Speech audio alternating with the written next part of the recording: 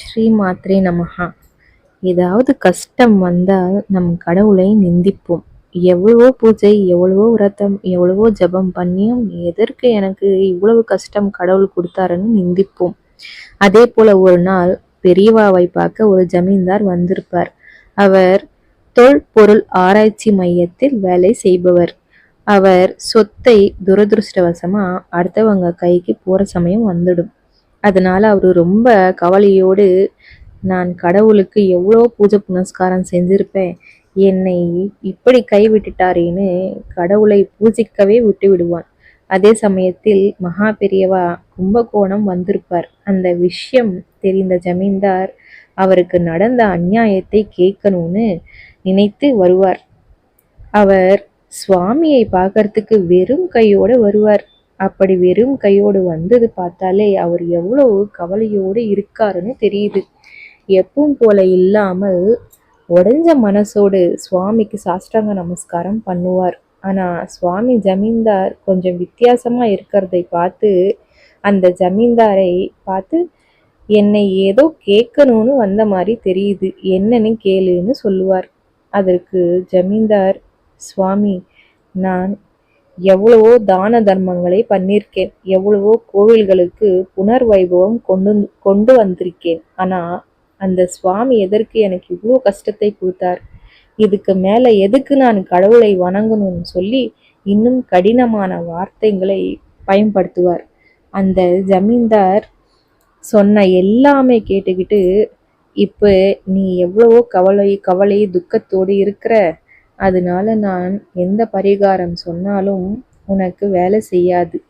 நான் ஒரு கதை சொல்றேன் கேளுன்னு ஒரு கதை சொல்லுவார். ஒரு ஊர்ல ஒரு உப்பு வியாபாரி இருந்தார்.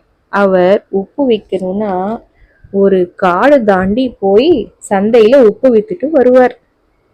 அதை தினமும் சில திருடர்கள் பார்த்து கொண்டிருப்பார். ஒரு நாள் அந்த திருடர்கள், நாளைக்கு இந்த வியாபாரி இந்த காடு தாண்டி போகும்போது அவர் மேல நாட்டு வெடிகுண்டு போட்டு எல்லா பணமும் எடுத்துக்கிட்டு போயிடலாம்னு நினைப்பாங்க. ஆனா அந்த நாள் எப்பவும் போல உப்பை எடுத்துக்கிட்டு கிளம்பி பாதி தூரம் வந்ததும் சரியான மழை வரும். கொண்டு வந்த உப்பு எல்லாம் கரைஞ்சி தண்ணியில அடிச்சுக்கிட்டு போய்விடும். அவர் பார்த்துட்டு இருக்கும் போதே உப்பு மொத்தம் அடிச்சுக்கிட்டு போனது பார்த்து ரொம்ப கவலைப்படுவார். அந்த காமாட்சி அம்மாவை திட்டுவார். இதுல ஆச்சரியம் என்னவென்றால், அந்த வியாபாரி காமாட்சி அம்மாவுக்கு ரொம்ப பக்தர். ஆனாலும் அம்மாவை வாய்க்கு வந்தபடி திட்டுவார். எதுக்குன்னா, அந்த நாள் வியாபாரத்தில் நஷ்டம் வந்ததுன்னு. அந்த நஷ்டம் அவர் மனசுக்கு ரொம்ப கஷ்டத்தை கொடுத்தது. அதனால இதுக்கப்புறம் பண்றதுக்கு ஒண்ணும் இல்லைன்னு வந்த வழியே வீடு திரும்புவார். கொஞ்ச தூரம் போனதும் அந்த திருடர்கள் அந்த வியாபாரியை பார்த்துடுவாங்க. அவர்கிட்டே வந்து, இன்னைக்கு நீ தப்பிச்சிட்ட போ, உன் மேல நாட்டு வெடிகுண்டு போட்டு உன்கிட்ட இருக்கும் பணத்தை கொண்டு போகணும்னு நினைத்தோம். ஆனா மழை வந்ததுனால அந்த வெடி வத்தி எல்லாம் நனைஞ்சு போயிடுச்சு. இன்னைக்கு நீ கும்பிடுற கடவுள் உன்னை காப்பாத்திட்டார், போய் அந்த கடவுளுக்கு நன்றி சொல்லுன்னு சொல்லிட்டு போயிடுவாங்க. அந்த உப்பு வியாபாரிக்கு தூக்கி வாரி போட்டுச்சு. நம்ம இன்னைக்கு எப்பவும் போல வியாபாரத்துக்கு போயிட்டு உப்பை வித்து பணத்தோடு வந்திருந்தா பணம் போனா போகுது, அதோடு என் உயிரும் சேர்ந்து போயிருக்கும்.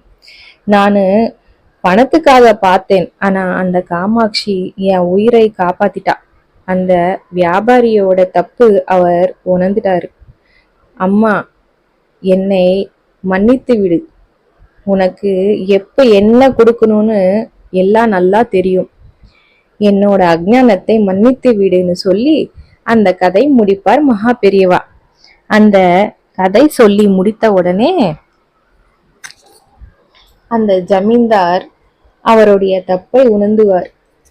சுவாமி, என்னுடைய தப்பை நான் உணர்ந்துட்டேன், இந்த கஷ்டம் எனக்கு ஏதோ நல்லதுக்காக தான் வந்திருக்கணும் அப்படின்னு சொல்லி சுவாமியிடம் பிரசாதத்தை வாங்கிக்கிட்டு கிளம்பிடுவார்.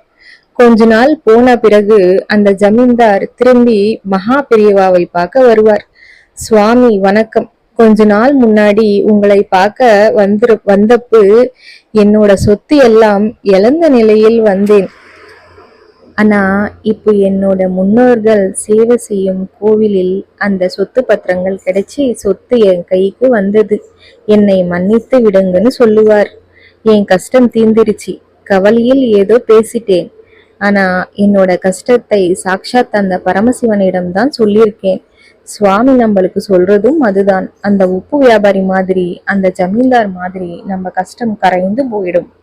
சுவாமி அந்த ஜமீன்தாரிடம், தினமும் நீ ராமநாம ஜபம் பண்ணு, ராமாயணம் படி, அதுவே உன்னை கஷ்டத்திலிருந்து வெளியே கொண்டு வரும். அபார கருணா சிந்தும் ஞானதம் சாந்த ரூபிணம் ஸ்ரீ சந்திரசேகர குரும் பிரணமாமி முதான்வகம்.